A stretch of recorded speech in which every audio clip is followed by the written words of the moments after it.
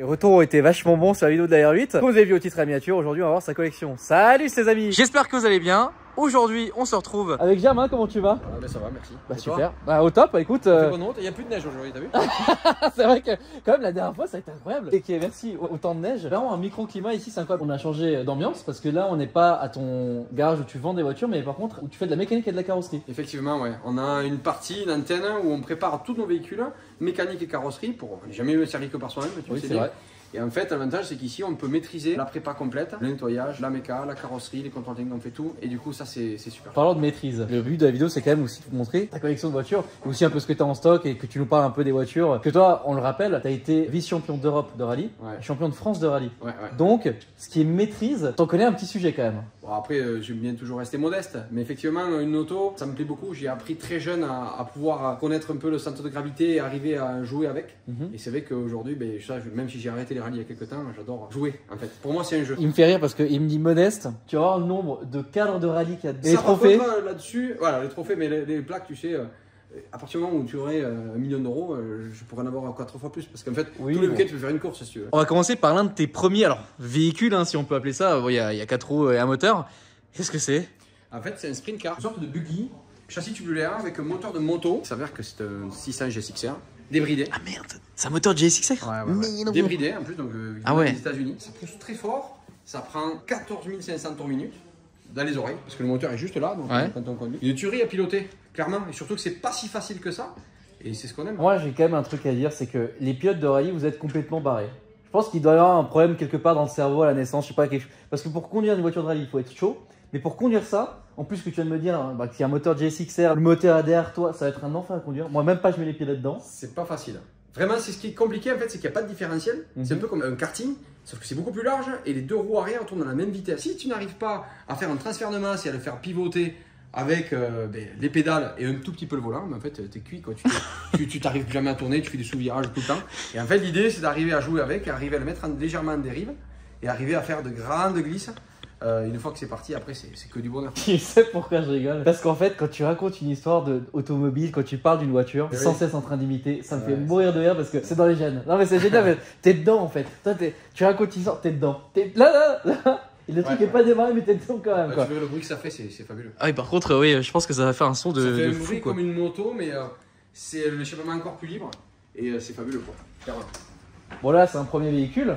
Après bon, on peut aller jeter un petit coup d'œil, vu qu'en plus moi je suis en plein dedans, les travaux, mécanique, carrosserie, etc. En plus là. Donc là c'est l'atelier méca, c'est là où on prépare. Donc là on a quasiment 700 mètres carrés. Donc tu vois on prépare toutes nos caisses. Alors bien sûr qu'on a des clients locaux ici, mais on prépare beaucoup de nos voitures ici. Tu vois c'est la 45, Macan nouvelle génération, 135i. Donc ça c'est ce que vous avez d'ailleurs Voilà. en vente. C'est ça ouais, tout à fait. Donc en fait elles se sont vendues ce week-end certainement. Ouais. Elles passent lundi, mardi, mercredi au crible. Hein. On fait des géos aussi, le volant est pas tout à fait droit. On change les freins, on change la filtration, etc. On lésine pas quoi. Vous voyez, donc là, tous les trophées. Ouais, ils y sont pas tous, mais effectivement, il y en a une belle partie. Ouais. Donc t'en as une belle partie ici, puis t'as aussi toutes les plaques de tous les rallyes. Quand on participe à un rallye, en fait, tu as une plaque de rallye. En fait, on les a gardées. Bon, je pense qu'il y a quelques-unes qui sont parties dans la poubelle, mais on en a gardé. Et il y en a un pas mal au fond aussi, tu vois. Alors, ce qui est bien, c'est que vous, cette famille, hein, on rappelle donc Boniface Automobile, 100 ans d'existence, 101 ans. Ça, même. Première société, c'était alors les premiers papiers que vous avez là de société, c'est 1920. Ouais, en fait, on a 1923 parce qu'on voulait être sûr, parce qu'on ne veut pas tricher. En tout cas, on a retrouvé un article du journal pour le décès de mon arrière-grand-père qui disait qu'en 1920, il avait commencé l'activité et c'était le tout premier Rome à avoir un véhicule automobile dans notre village. Il était pionnier quoi en fait. Et puis après, du coup, vu qu'il était la première, il a su comment ça fonctionnait et puis il a commencé à réparer celle des autres. Et donc, on a le premier garage qui est né en 1923. D'ailleurs, est-ce que tu peux nous rappeler d'ailleurs dans quelle ville on est? Enfin, Alors, village. on est à Baraqueville. Baraqueville, ça peut faire sourire un peu comme ça. C'est vrai que... On est à 15 minutes de Rodez, on est à uniquement 1 heure de Toulouse, demi-heure d'Albi en fait. Ça paraît très rural, mais on n'est pas loin du tout, on est très bien desservi.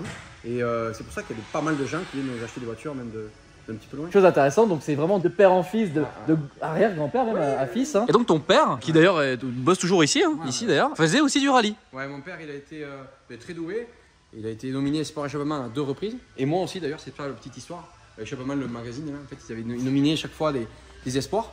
Et mon père a été plutôt doué. Le problème, c'est qu'il a malheureusement à l'époque pas fait peut-être ce qu'il fallait pour devenir professionnel. Mais en tout cas, il en avait le talent. Et moi, après, donc j'ai repris. Moi, j'ai beaucoup plus bossé que lui. Mais je pense qu'intrinsèquement, et en toute humilité pour le coup, j'avais moins de talent, mais j'ai plus bossé. Et du coup, ça a fait que j'ai réussi à aller un peu plus haut. Je crois qu'intrinsèquement, mon père est plus doué que moi. Ça, c'est beau par contre. Ça s'est transmis de famille. Oui. Déjà, mon papy, ici, là, il m'avait offert mon premier karting. J'ai fait du karting là, devant l'établissement, là, à fond, sauf qu'il me laissait faire ça au milieu des voitures. C'est n'importe quoi. On ferait plus ça aujourd'hui. Là, on est partie mécanique et tu as la partie carrosserie à l'arrière. Mégane 4RS. Donc là, tu vois, ici, c'est. Trophy en plus. C'est bon. Trophy, ouais. En fait, en 2015, on a vraiment pensé qu'on commençait à faire un peu de volume. Et en fait, on sous-traitait systématiquement toute la carrosserie. C'était un peu du gâchis. Et on s'est dit, il faut qu'on fasse quelque chose. Donc, on a créé en fait un atelier de 400 mètres carrés. Où là aussi, on lustre, on rénove. Quand il y a une rayure, on reprend. Ça, je souligne, c'est la voiture d'un client qui a accidenté sa caisse. On n'a pas pour habitude d'acheter des véhicules qu'on vend qui ont déjà été accidentés, en fait, hein, on n'y touche pas. Et donc là, il y a un peu de réno, tu vois, il y a de la customisation, un peu comme vous allez faire vous. Je vais quand même vous montrer ce range classique. Il est super beau et super bien rénové. Oh, Ah oui, puis en entier aussi. Hein. ouais. Moteur, carrosserie, total. Là, il y a vraiment la totale. Ah, je dédicace deux potes, Alix à Dubaï et puis Ludo. Ça, c'est vraiment leur cam de Il ouf. est de 85. La de peinture, la cabine, donc tu vois, c'est pour ça qu'on a pu partager tous les deux sur cette qualité de matériel. Et puis là, tu vois, on a les aires de préparation avec les aires d'aspiration. Et celle-ci qui, bon, voilà, un modèle plaid de Tesla, une S plaid. Voilà. Je vous apprends juste un truc, hein. Quand tu vois ce logo sur la route, essaye même pas de jouer. Ça sert à rien du tout, c'est perdu d'avance. Ah, c'est clair. Pour l'avoir essayé, c'est quelque chose quand même, malgré où j'ai essayé quand même beaucoup de caisses dans ma vie, j'ai pu essayer toutes les supercars, hypercars. J'ai eu la chance de pouvoir essayer. Mais quand même, je dois dire que de 0 à 100, avec la procédure, avec une plaid, c'est un truc en dehors de tout ce que j'ai pu voir. Alors après, c'est pas ce qui me plaît, moi, c'est pas l'accélération, moi, c'est quand ça tourne et compagnie. Mais c'est fait quand même quelque chose de fou. Et je pense que mon cerveau a légèrement bugué parce que quand j'ai fini, tu sais, on voit souvent les mecs qui rigolent quand ils sont un peu nerveux ou quoi. Mais j'ai eu un rire nerveux. Ah ouais. Comme si en fait il s'est passé quelque chose. Donc déjà j'avais l'impression que j'avais mes viscères et tout qui bougeaient dans mon ventre. Et j'ai rigolé bêtement en fait. Alors que je ne l'ai pas maîtrisé. Donc vraiment c'est bluffant. C'est un pilote de rallye quand même qui te dit ça. Donc il faut se dire que c'est quand même un véhicule qui est mis entre guillemets. Enfin, faut avoir les moyens d'acheter ça, mais entre les mains de n'importe qui quoi. Pas une voiture de pilote pour le coup parce que c'est vraiment de la ligne droite. Mais c'est tout de fou quoi. Moi je te dis mon cerveau il a bugué. Ah ouais bah, je comprends. La première fois que j'ai accéléré dans une plaid aussi, ah ouais c'est très impressionnant. Bon bah écoute, là on va retourner au garage qui est 200 mètres. Voilà, qui est juste à côté. Allez. T'as dit quoi? Dès que je rentre dans une bagnole, j'ai un putain de réflexe pourri, je fais rire tout le monde autour de moi. Parce qu'en fait d'office, je reste appuyé là. Systématiquement. Donc là on est dans une M2 compète, voilà. Boîte méca, ouais. Oh, boîte méca, c'est vrai que j'avais pas. Effectivement. Avant, tu parlais donc que tu avais conduit des supercars, hypercars, etc. Quelle est la voiture la plus puissante, exclusive, chère, que tu es un peu dans la liste des top 5, hein, les 5 voitures les plus exclusives, chères, rares? Alors, parce que tu as essayé une Bugatti par exemple. Ouais, non, j'ai jamais essayé de Bugatti. Okay. C'est vrai, donc j'ai dit tout hypercar, mais j'ai fait de la McLaren, de la Lamborghini, de Aston Martin, tout ça. Mais j'ai jamais fait de Bugatti. T'as fait toi? Non, je suis monté dedans, mais j'ai jamais essayé. Faire une petite dérive ou pas? Si tu veux, oui. Ouais, j'aime bien le trajet.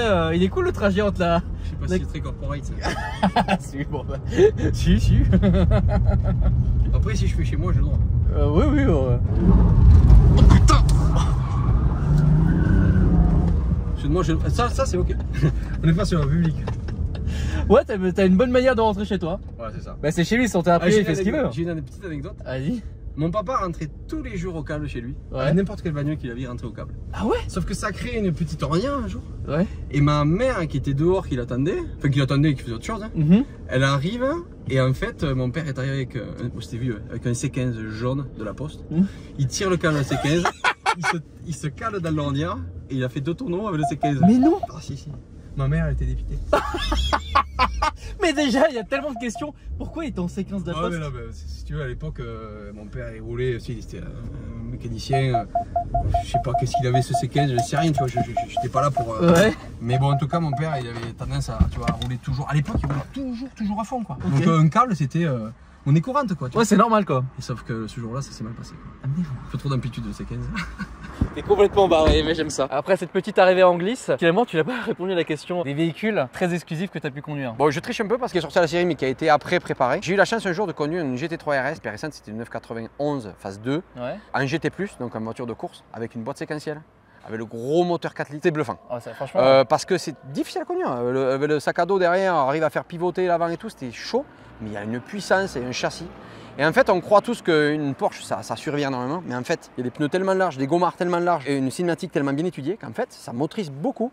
Et c'est hyper performant. Donc en fait, exclusivité, ouais, c'est une auto de course que pas grand monde a eu l'occasion de conduire. Ouais. Mais c'est surtout que ça fait un bruit de fou. Ah oui. Le flat en haut, c'est grandiose. Faut pas me parler GT3 RS, moi, c'est vraiment une caisse. Tu vois, le concept une semaine en, franchement, le jour où je le ferai en GT3 RS, alors là, laisse tomber. Là, je serai comme un ouf. Le GT4, déjà, ça s'y rapproche un petit peu. Ouais. Mais c'est pas encore l'autre. L'autre, elle rugit, c'est fabuleux. Gueule, quoi. Tu prends en vert, une couleur de fou. C'est vrai. Ça s'y prête bien. Bon, bah écoute, là, on va faire un petit peu le tour du stock aussi en même temps parce que tu as quelques-unes de tes voitures aussi de collection qui sont à l'extérieur. On va pouvoir les regarder, ouais. Mais avant, donc tu as plusieurs F-Type ici. 3 litres, alors je n'ai pas de 5 litres actuellement, mais c'est des autos qu'on aime travailler. Je sais pas comment Jaguar a fait pour homologuer ce caisse parce que ça fait un bruit, je sais pas. Honnêtement, là, il y a un trou là. Vraiment des voitures de série incroyables, vraiment. Je vais tâter à prendre ça aussi à la place. Par contre, à piloter là c'est une autre paire de manches. Ah ouais? Parce qu'il y a tellement, alors le poids est tout devant, un V8, derrière un motrice à l'arrière, et puis un châssis, si tu veux, c'est pas une Porsche. Et là, c'est compliqué. Pour faire passer la puissance des 550 chevaux, pour les faire passer au sol, s'il peut qu'il y ait un sol un peu humide, c'est pas possible. C'est ton domaine. Même un troisième, ça patine, c'est n'importe quoi. Mais le son? Le son, c'est fabuleux. Le son et la ligne droite. Voilà. Alors sur l'extérieur, on a déjà celle-ci. Ouais, ça c'est une Subaru Impreza, j'en ai parlé l'autre jour. C'est une auto que j'ai achetée, série limitée suisse, 285 sur 386. Cette auto, elle est classe, quoi. Elle pue la Subaru, quoi. Alors elle n'est pas tout à fait d'origine là, mais je les ai les pièces d'origine. Il y a 4 jantes normalement qui sont là-haut dans mon stock et l'aileron aussi qui est un peu plus gros, un peu trop gros. Mais sinon après, elle n'a pas de borne, ce qui est bien et ça je pense qu'il faut le garder. On en parlait sur la vidéo précédente où je pars d'ici avec les R8. Bah, que ce soit pour toi ou pour moi, c'est clairement je pense la voiture qui nous a donné envie d'aimer les voitures bleues. D'ailleurs toutes tes voitures sont bleues au final. On va pas la 205 mais celle-là est bleue aussi. Ouais. Mais il est beau ce bleu. Oui il est beau ce. Tu m'arrêtes si je me trompe mais ça c'est le bleu alpine qu'ils appellent. Donc Clio 2 RS, mais elle a une spécificité. Clio 2 RS, donc en fait c'est une phase 3 et c'est la team. En fait, Renault a été champion de France des rallyes en 2005 avec Simon Jean-Joseph, je crois, ou Brice Rabassi, je sais plus. Et en fait, pour fêter le titre, ils ont sorti une série limitée à 1000 exemplaires de la team, puisque c'était la team Renault. Et en fait, ils en ont fait 10 chevaux de plus que la RS classique. Alors là non plus, elle n'est pas dans sa config origine, c'est les jantes de la Ragnotti, mais je les ai, les jantes d'origine. Parce que celle-là avait été un petit peu préparée par l'ancien propriétaire, mais j'ai toutes les pièces d'origine. J'ai l'échappement, j'ai les amortisseurs, les jantes. Et cette auto-là, c'est une vraie auto de passionné. En plus, elle n'a pas de borne, elle n'a que 69 000 km. J'ai tout le suivi. Et ça, c'est chouette. Ça, c'est des belles caisses. Et je pense, tu m'arrêtes si je me trompe, mais tu me diras ton avis. Moi, j'ai piloté quand même pas mal de voitures. Et des voitures qui restent pas trop aseptisées, pas trop grosses, pas trop lourdes. Il n'en reste pas beaucoup après les années 2005-2006. Et en fait, les Clio 3 sont de suite beaucoup plus grosses, beaucoup plus larges, donc beaucoup plus difficiles à piloter. Et ça reste des petites autos, en fait, un peu comme la 106, tu vois, la Saxo VTS, la 106, la Clio 2. Ça reste des voitures très maniables. Et en fait, je la garde parce que là, ça se pilote. Il n'y a pas d'électronique, il n'y a rien là, quoi. Tu vois, il y a juste un ABS et puis c'est tout. Je suis d'accord avec toi. C'est vrai qu'en plus, tu as parlé de 106, tu as aussi une 106 S16. S16, ouais. Donc ça, bon, elle n'est pas ici malheureusement. Non, elle n'est pas là, ouais. Mais je l'ai dans une grange rangée. C'est une auto qui a marqué un petit peu ma carrière de pilote. Et du coup, je tenais vraiment à en avoir une parce que j'adore cette caisse. C'est tellement léger, tellement maniable. Ça va vraiment être génial à conduire. Mais je pense qu'on a à peu près la même philosophie là-dessus. Alors moi j'aime beaucoup les grosses voitures pour faire de la route, etc. Mais par contre je suis complètement d'accord avec lui.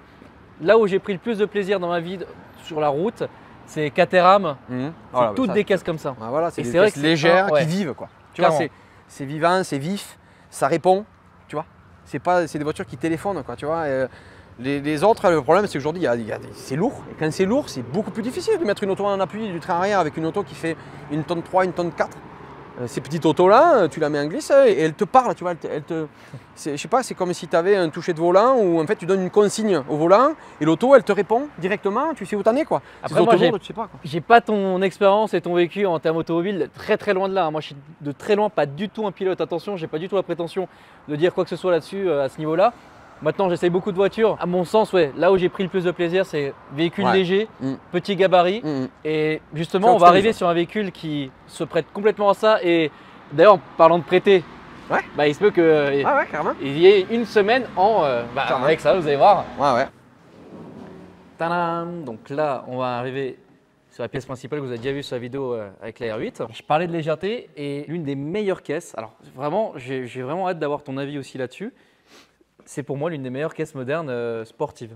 Mais disons qu'elle ressemble à tous les avantages que pourrait avoir une auto sportive. C'est-à-dire que non seulement par la partie châssis, elle a un moteur central, donc elle est très bien équilibrée. L'avantage, c'est qu'il y a très peu de sous-virages, puisqu'il n'y a pas le poids devant, on a du mal à saturer le trait avant. Et il n'y a pas non plus trop de survirage, parce qu'effectivement, on parlait tout à l'heure de la F-Type, un 5 litres avec le moteur devant et les roues arrière motrices, c'est n'importe quoi. Tu as l'auto qui est de suite à l'envers.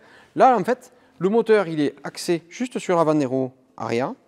On a une auto qui fait qu'une tonne 0,70, donc qui est très légère.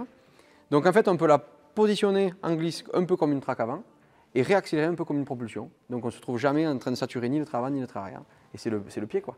J'ai eu la chance d'aller tourner avec cette auto à Nogaro. Puis en fait, il y avait des mecs qui avaient des GT2 RS, des grosses caisses. Bon, c'était un petit peu humide. Mais en fait, les mecs, t'as beau leur laisser 200 ou 300 chevaux, en fait, si tu as la maniabilité, c'est Pirelli qui disait que ça maîtrise la puissance derrière, en fait. Oui. Là, en fait, là, il y a tu peux avoir de la maîtrise. Et le moteur, il se défend quand même pas mal. Alors, c'est vrai que ce qui manque par rapport à ça, c'est la sonorité. Il n'y a pas de 6 cylindres en ligne comme les BM, il n'y a pas de flat. Mais par contre, ouais, encore qu'ils ont bien amélioré, elle pète légèrement dessus quand tu lèves le pied, en mode sport. Mais bon, en termes de performance et de plaisir de conduite, moi je trouve que l'Alpine c'est un super compromis. Disais-toi que tu trouvais ça un petit peu cher. Moi je trouve quand même que vu l'histoire Caloto, comment ils ont réussi le design, comment il y en a peu et comment je pense que ça va pouvoir prendre de valeur, eh bien moi je trouve que ils ont quand même fait quelque chose de bien. Ah oui, je suis complètement d'accord avec toi. Mais c'est vrai qu'il y avait plusieurs choix par rapport à l'RS7. Il y avait Alpine A110, TTRS. Et c'est vrai que, après vous savez comment moi je suis, c'est vrai que l'RS7 c'était le meilleur choix je pense. Mais vraiment, j'ai trop hâte de repartir avec ça. Et pendant une semaine, c'est une des caisses où j'ai le plus hâte de voir en fait ce que ça donne sur une semaine. Parce que je pense que c'est une super caisse. C'est une expérience intéressante. Tu es assis différemment, tu vois, c'est des baquets, tu es bas dans tes rétros, tu vois les ailes. C'est vraiment chouette comme caisse, tu verras. Hein. Ouais, j'ai vraiment hâte. Et puis bon, on parlait du concept une semaine en. Elle est là. Oh là là, ça fait trop bizarre de l'avoir parce que c'était une caisse que j'ai eue pendant une semaine. Bah, grâce à vous, voilà. Et waouh, de l'avoir là, ça fait trop bizarre. C'était vraiment génial, merci vraiment encore. Écoute, c'était incroyable d'avoir cette caisse. Le plaisir était partagé. Puis moi, ça me fait plaisir aussi que tu puisses le partager avec d'autres. Oui, avec ma voisine et le fils d'une autre voisine, c'est vrai que c'était vraiment cool. J'aime beaucoup cette idée, en fait, on est dans le partage de la passion, du plaisir. Et là, je crois que tu as collé clairement nos valeurs. Il n'y avait pas que tous les gens sur la route, j'ai vu une grande différence. Hein. C'est vrai que je ne l'ai pas dit dans la vidéo, mais les gens, quand tu es là-dedans, mais moi, j'ai rarement eu des regards de haine ou quoi, mais les gens, ils sont choqués, quoi. Ils font des pouces, ils sont comme des fous, quoi. Et c'est vrai qu'elle n'est pas m'as-tu vu ou elle n'a pas une config de branleur, quoi. Vraiment, elle est propre, quoi. La RU de V10 RWS. Et d'ailleurs, t'en penses quoi de ça? Alors, toi qui aimes la glisse. Tu vas peut-être pas me croire, je ne l'ai même pas essayé mais encore. Non, essaye pas. Hein, en fait, si tu veux, chaque fois où elle est propre, où il y avait un rendez-vous, où tu l'avais prise, tu m'as piqué. J'ai piqué ton plaisir. Mais j'ai pas encore eu l'occasion d'essayer.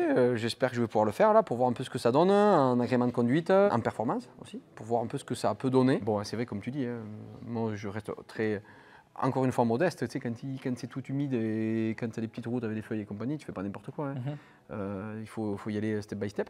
Mais j'ai hâte d'essayer ça. Ouais.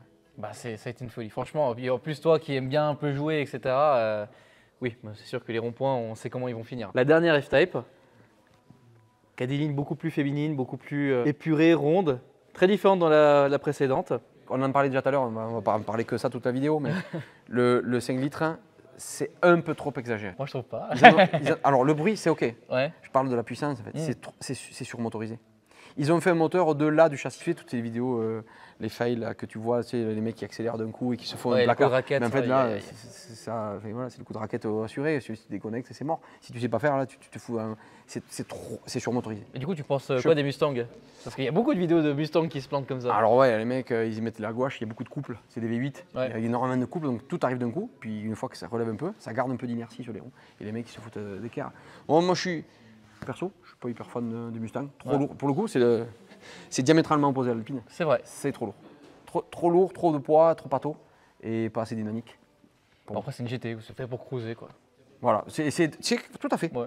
Juste, c'est pas mon truc. Ouais, j'imagine que c'est pas ton truc. Voilà. Ton truc, par contre, 205 GTI. Alors attention, là, je sais pas si on t'a un petit peu dit, parce que quand je suis venu le week-end dernier, t'étais pas là. J'ai fait une story, j'ai demandé aux gens qu'est-ce qu'ils voulaient comme voiture pour une semaine en. Tout le monde m'a dit 205 GTI. Mais alors là, il n'y a pas de souci. Aucun problème, je t'en déconne. Je te la prête. Non, vraiment? Sérieusement. C'est pourquoi? Parce que moi, je te dis, tu es dans le partage, je suis aussi dans le partage. Ouais. C'est un environnement complètement différent. Ça va être marrant. C'est hyper rigolo parce que là aussi, si je t'en prends pas. C'est encore. Non, mais je pense pas. Parce que l'auto, non, mais même, tu ne sauras pas en panne parce qu'elle est saine, elle est clean. Et puis, c'est pas compliqué la mécanique là-dessus, tu sais. C'est le litre 9 de l'époque, c'est robuste, ça marche, ça. C'est la vieille mécanique. Et ça, par contre, voilà, je veux vraiment que tu essaies ça parce que c'est en fait, comment dire, c'est une philosophie de conduite. Quand tu es dedans, tu as le smile, quoi, clairement. Tu es là, et là, on parle, donc toi, c'est un peu moins de cette génération, mais les gens qui ont une quarantaine, une cinquantaine d'années, là, ils vont baver tous. Parce qu'honnêtement, ça ne vaut pas ce que ça coûte aujourd'hui. Hein. C'est une auto qui se vend à peu près 20 000 euros. Et quand même. Clairement, une 205, même avec un moteur qui fait 130 chevaux, ça ne vaut pas jamais 20 000 euros. Mais les mecs, elle a tellement traversé cette génération des premières sportives, c'est des Youngtimers aujourd'hui. C'est toute première sportive, c'est le GT Turbo, enfin, c'est la Renault 5 Alpine, la 205 GTI, la Visa Chrono, la Visa GTI, tu vois, pour la Citroën. Mais ces mecs qui ont traversé ça, il y en a beaucoup qui en ont eu, parce qu'elle est sortie, elle a été hyper démocratisée. Et en fait, les gens qui ont eu ça, aujourd'hui, ils sont prêts à dépenser une fortune pour revivre cette expérience. Et c'est une vraie expérience. Quand tu conduis ça, tu sais, tu n'as pas de direction assistée, c'est des choses que les gens veulent revivre. Et en fait, aujourd'hui, il n'y a plus vraiment de notion de prix. Aujourd'hui, c'est des mecs qui ont des cinquantenaires, soixantenaires, ils s'en foutent. Ils ne sont plus à 20 000 balles s'ils veulent revivre quelque chose qu'ils ont vécu dans le passé. Je suis d'accord. Et en fait, cette auto, en plus, elle est clean, on l'a refaite encore. Jonathan là-haut l'a refaite en carrosserie. Et on va la vendre au printemps. On a pris la décision de la vendre au printemps. Ouais. Donc tu te sépares d'une voiture de ta collection. Pour en acheter une autre. Ah, tu sais déjà ou pas? Un petit peu. Ah, des indices? Du 6 cylindres en ligne. BM, E36, M3. Non, Ah, c'est trop lourd. E30? Trop lourd. E30, oui, mais j'ai pas les moyens. J'aimerais acheter un truc qui est sorti qu'à 200 exemplaires en France, beaucoup en Allemagne pour le coup. Plus en Pas une Allemagne. Z1? Non, ça aurait pu, mais c'est plus récent. Mais bon, C'est New Timer. non, c'est pas une M1, c'est trop. Ah, Ah. un M. Ah, c'est une M? Oui. Ah, tu veux. Ok. Une M orange, Ok. avec moins de 50 000 bornes. Grosse aile avant et arrière. Mhm. Moteur, le 6 cylindres qu'on connaît, Oui. mais avec un châssis beaucoup moins aseptisé que sur l'M2, Mhm. beaucoup plus joueuse. Oui, ah bah ça, pour le coup, c'est une vraie caisse de circuit, joueuse. Ouais. Oui, oui, ça te Raide, correspond bien. rigide, avec un autobloquant bien solide à l'arrière, Mhm. orange, parce que la couleur de lancement, Oui. moins de 50 000 bornes. Ça, Ah, ok. La Frankenstein de chez BM. Bah, si vous très voyez bon ça, choix. vous me dites, je veux bien. Ah bah, la Mustang dont on parlait juste avant. Moi, j'ai des potes qui ont à peu près soit le même âge que toi, soit un peu plus âgés. Ouais, Et alors, du coup, quand j'ai fait des stories et des vidéos ici, ouais. ça leur a sauté aux yeux tout de suite. Ah, effectivement, elle a une histoire aussi, cette mobilette. C'est pas la Magnum Racing, XR Racing que vous avez pu tout savoir, en fait. Celle-là, c'est une F1 Assistance. C'est une série limitée qui est sortie à 600 exemplaires dans le monde. Hein. MBK est une marque française. Et en fait, j'ai eu la chance, via le rallye, de rencontrer quelqu'un qui a acheté le stock MBK Racing à Paris. Et en fait, il avait que des pièces neuves. Donc en fait, il reconstruit des MBK. Donc celle-là, tu vois, les amortisseurs à gaz, ça c'est une option sur la F Assistance. Il y a les freins à disque avant et arrière, c'est une option aussi. Et puis il y a aussi refroidissement par eau. Tu vois, c'est un petit radiateur. Et normalement, les bleus, celles qui sont courantes, ou les noirs, sont refroidissement par air. Okay. Voilà. Donc celle-là, c'est un peu une pièce de musée, si tu veux. Je la roule pas, tu vois. Le moteur est neuf, l'échappement est neuf, le compteur est neuf. Il y a beaucoup de pièces neuves en fait. Et je la garde pour collection. En tout cas, je pense que ça, c'est un peu le même délire que la 205 GT. Ça Ouais, parle à énormément de personnes. Alors c'est exactement pareil. Ouais. Le mec, il va jamais mettre 8000 balles dans une mobilette. Ça ne vaut pas. Mais par contre, s'il a eu la F1 ou il l'a connu, ou il a lu les magazines de mobilette de l'époque, le mec, il a du pognon. Celui qui ne comptait pas, il va l'acheter, j'en suis sûr. C'est exact, tu as tout à fait raison. Ouais, c'est ce qui est ressorti dans les commentaires. Voilà, sachez que je lis tous les commentaires. Alors, j'essaie de répondre au maximum. J'ai vu que c'était ressorti ça dans la vidéo de R8, c'est assez marrant. Trop jeune pour ça. Moi, je suis trop jeune, ouais. Et non, nous en Suisse, on a des beaux gays, mais non, j'en ai jamais eu. Si tu veux, c'est générationnel la collection. Oui. Si tu, je veux dire, toi, on te dirait, fou 20 000 balles, 205, mais ils sont complètement tarvés, quoi. Ouais, non, moi, je fais pas ça. Tu vois, et je pense que c'est vraiment générationnel. Les caisses de flics, parce que c'est mon délire.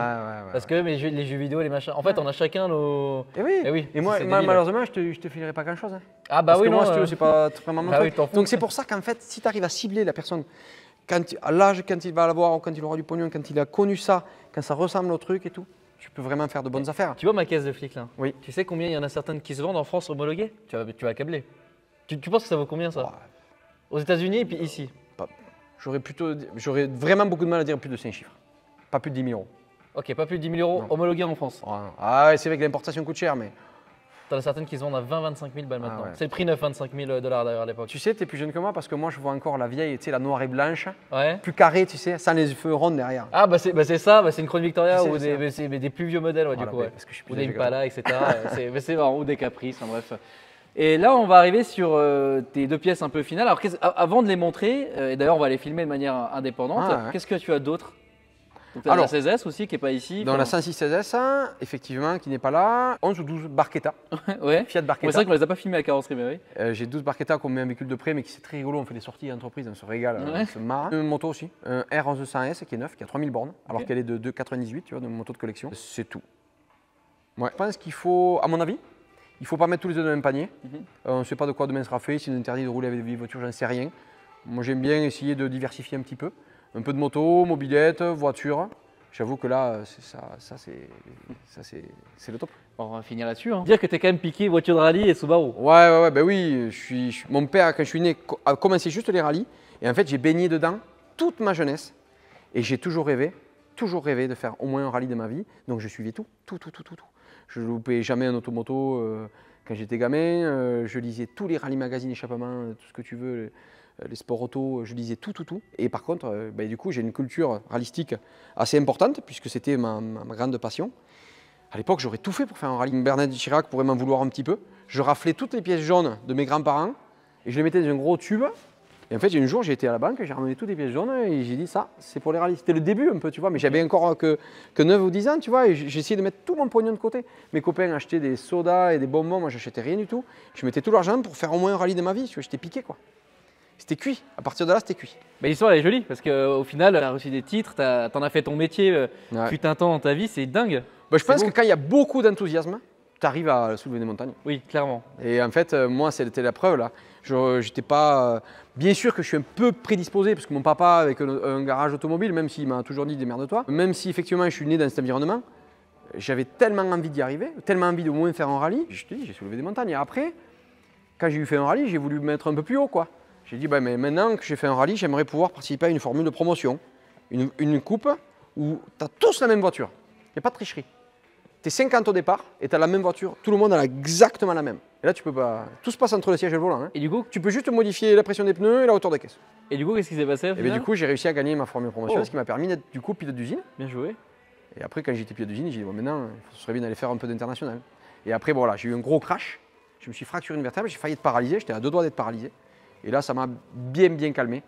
Et puis, je me suis fait foutre dehors aussi. En fait, ils n'ont pas trop de sentiments chez les constructeurs. Même si tu es blessé, ils te foutent dehors. Et voilà. Et alors, est-ce qu'il y a une petite morale avant de parler rapidement des voitures à tout ça? Qu'est-ce que tu as envie de dire aux jeunes qui regardent cette vidéo, ou même aux plus âgés, en fait, à tout le monde? Qu'est-ce que tu as... En fait, s'il y a quelque chose qui nous anime, s'il y a du sens, de l'enthousiasme et de la confiance en soi, il faut y aller à fond. Et en fait, il ne faut pas se mettre de barrière. Même s'il y a des gens qui freinent, même s'il y a des gens des banquiers ou des parents ou des amis qui disent mais non, on ne fait pas ça ou quoi. Si vraiment on y croit, il faut y aller au taquet, tout donner. Parce que de toute manière, là, on ne va pas compter les heures, on ne va pas compter l'investissement qu'il va y avoir matériel, financier. Et quand on y croit, il faut y aller. Donc même, je pense du coup aux jeunes entrepreneurs, aux sportifs. Moi, je le vois déjà avec mes enfants. Quand ils veulent quelque chose, ils sont prêts à tout. Même minots comme ça, ils ont 5 ans, ils veulent un truc qui est là-haut, ils vont faire des échelles avec n'importe quoi pour y arriver en fait. Mais nous, on a tendance à se le faire canaliser ça, notamment à l'école. Rentre un peu dans le rang, reste dans le cadre, reste dans la limite, dans les règles. En fait, si on y croit, il faut y aller, quoi. Il ne faut pas se poser de questions. Et je le rejoins totalement. C'est d'ailleurs pour ça que vous me regardez à travers votre écran. C'est qu'aujourd'hui, j'ai fait de YouTube mon travail. Et grâce à vous, grâce à plein de facteurs, de choses. Et ouais, je te rejoins complètement là-dessus. C'est vraiment très beau ce que tu dis, vraiment. Et j'espère que ça vous percute autant que moi, ça m'a percuté à travers votre écran. Alors, on ne va pas en parler longuement parce qu'on va les présenter de manière indépendante. Mais pour résumer en quelques lignes, les deux voitures qu'on a devant nous. Subaru, le plus gros hold-up marketing, je pense jamais connu dans l'automobile. En fait, une marque vraiment pas connue, japonaise, qui a du mal à se démarquer, qui se dit bon mais il va falloir se faire connaître. Et donc ils investissent, ils font all-in sur le rallye. Ils mettent tout là. Ils embauchent, donc au début ils commencent un peu péniblement, ils se font un peu leur marque. Et du coup ils vont voir ProDrive, qui est le préparateur en Angleterre là-bas, quand même des mecs qui ont fait leurs preuves, qui ont monté des M3E30 à très haut niveau. Mais Subaru dit allez, on fait all-in, on va chez les meilleurs, on va chez ProDrive et on va leur faire monter des caisses. ProDrive étant au Royaume-Uni avec un pilote local qui fonctionne très bien à l'époque, qui s'appelle Colin McRae, mais très fanjo. Le mec c'est ou il est devant ou il est dehors, quoi. Il n'y a pas de demi-mesure. Et en fait, ils disent allez, on y va. Donc ils font un peu avec la Legacy, ils font leur marque, ils arrivent avec la Impreza. Et directement avec la Impreza, ils embauchent Carlos Sainz, ils prennent Colin McRae et ils les mettent en champion du monde. Ils n'ont jamais été champions du monde constructeur parce qu'il n'y avait pas assez de régularité. Par contre, ils ont été champions du monde pilote avec Colin McRae en 1995. Et ça, c'était une belle histoire. Du coup, tout le monde voulait le Subaru. Le mec qui avait avant la 200 GTI, qui avait appris le GT Turbo, qui avait potentiellement eu la Renault Turbo, le GT Turbo. Et bien après, il s'est dit, mais là, la voiture qu'il faut avoir, c'est la Subaru Impreza. Donc ça en est vendu beaucoup. L'Impreza est sorti à un nombre astronomique. On envoyait sur les rallyes partout, les passionnés avaient ça. Et maintenant, ils ont dit, il faut passer les steps. Le règlement FIA ayant évolué, il fallait aller vers le WRC. Sauf qu'une 4 portes en WRC, c'était pas génial. Mitsubishi a réussi à tenir, mais Subaru a dit, nous, on continue à y aller à fond, il nous faut une 2 portes. Souci, c'est qu'il n'y avait pas de 2 portes à la gamme Subaru. Et donc, du coup, ils ont demandé aux Anglais chez ProDrive de faire 1000 exemplaires, parce que c'était la réglementation à l'époque, faire 1000 exemplaires d'une auto et de l'homologuer en rallye. Donc, ProDrive s'est affairé. Ils ont essayé tout un tas d'amortisseurs. Ils ont essayé 28 paires d'amortisseurs pour faire une auto qui soit bien plaquée au sol. Ils ont demandé au designer de l'WRC de designer l'auto de série. C'est pour ça qu'elle a été faite par, je crois qu'il s'appelle Richardson ou un truc comme ça. Je ne me rappelle plus exactement le nom. Et puis, du coup, ils ont fait la P1. Donc, il y a des petites histoires avec cette P1. Ils ont mis un moteur plus puissant qui fait 280 chevaux. Le Dunvalve donc, qui est d'origine. Cette petite plaque-là qui est en titane, où il y a marqué donc ProDrive, c'est du titane. Il y a des jantes spécifiques, il y a les sièges baquets ProDrive, il y a l'aileron plus agressif et logoté P1. Bien sûr, tous les appendices aérodynamiques, donc bas de caisse, spoiler avant, spoiler arrière, sortie d'échappement aussi P1. Ah ouais. Tu vois, tout a été fait pour cette série limitée-là. La difficulté, c'est que le mec qui possède aujourd'hui une P1 mais qui n'est pas full stock, ben en fait, ils ne trouvent plus de pièces. Ils avaient fait 1000 exemplaires, au point ils n'avaient pas fait de... Donc si aujourd'hui tu as une P1 qui n'a pas cet échappement, ben, tu es cuit, tu ne peux pas le refaire. Mis à part de le faire chez un professionnel, mais sinon tu ne peux pas retrouver de pièces détachées, quoi. Donc là, pour le coup, elle est toute d'origine. Donc la P1 qu'on présentera de manière plus détaillée, puis ensuite on va finir sur celle-ci. L'RB 320, ouais. Là, c'est un peu la même histoire. Richard Burns, qui est décédé à 32 ans, sous contrat Subaru. En fait, ils ont décidé de faire 320 exemplaires d'une auto qui fait 320 chevaux. Et pareil, de la designer de manière un peu spécifique. Donc elle est du noir, elle est noire, couleur du deuil.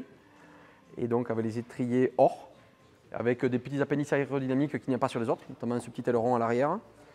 Devant, il y a une lame qui est dans la main, qu'on n'a pas remonté là, mais il y a une lame devant spécifique. Et puis il y a aussi la calandre qui est avec une grille bien particulière. Donc ça, c'est la RB 320 qui est sortie à 320 exemplaires uniquement et qui est assez prisée. Donc ça, c'est pas encore une Youngtimer, tu vois, elle n'est pas encore assez âgée. C'est vrai que tout à l'heure, je t'ai dit que la 1M était une Youngtimer, mais c'est vrai que ça va venir en fait. C'est le début des années 2000 et c'est pas encore assez vieux pour, mais ça va le devenir. Et je pense que dans quelques années, elle sera aussi prisée que la P1. Bah écoute, j'ai vraiment hâte, parce qu'on ne les a pas encore essayées de manière individuelle, là, mais j'ai vraiment hâte qu'on fasse les vidéos de manière individuelle avec ces deux voitures. Germain, ça a vraiment été une très belle vidéo. Plein d'histoires à raconter, ça pourrait durer des heures. Hein, ah ouais, mais si tu veux rester toute la nuit, moi je peux te raconter une histoire de fou. Faut bien synthétiser, quoi. Ouais, et puis et aussi en laisser pour peut-être des prochaines. Mais il y a plein de concepts, plein de choses. Je pense qu'on est au début d'une belle collaboration. Donc ça, c'est vraiment cool, je suis très content.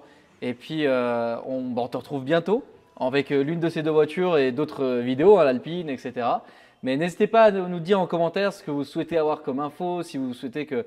Tu avais proposé la dernière fois que m'apprendre un peu à conduire sur certaines choses. Je vais t'en parler, mais clairement. On va en rediscuter plus tard, mais je pense qu'on va pouvoir te faire des runs sur de la terre avec des Subaru Impreza. Oh, il y a des choses intéressantes. Clairement. En tout cas, si vous souhaitez voir ce genre de choses, il ne faut pas hésiter à vous abonner à la chaîne, à liker la vidéo si elle vous a plu, à commenter, à nous dire ce que vous en avez pensé et ce que vous souhaitez voir pour la suite. Et nous, on vous dit à la prochaine pour de nouvelles aventures.